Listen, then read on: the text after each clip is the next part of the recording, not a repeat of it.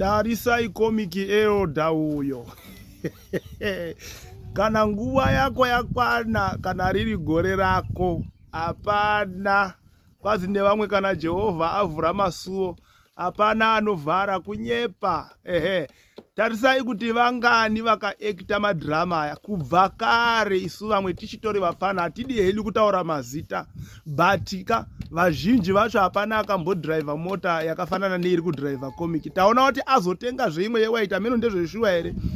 Akapiwa Ford yeblack ya, ndazoona ane imwe yewaiti, ameno kuda ichange here dzadzasa because akasimuka zvekuti change inogona kumutengera rimwe futi mamwe mazibango. So ndo zvinoita Mwari, hama dzangu. Isusu tiri kuti isusu Makorokoto kuna komiki elder. Aiwa zvinokudzwa Makorokoto amhlope. Congratulations. Mwari vakuchengete, vakuitira zvakanaka. Inini soko rangu rekupedzisira sa elder. Handizivi zvichida pamwe igore remaelder ndogonozongopiwa futi. Soko rangu rekupedzisira randinaro kuna komiki elder nderekuti unofana kuda Mwari.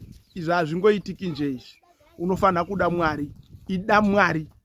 Kujust kungoti Mwari ndokudai.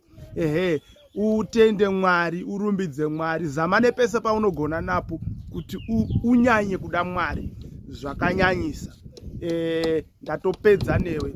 Izvi hazviitwi pasina Mwari izvi.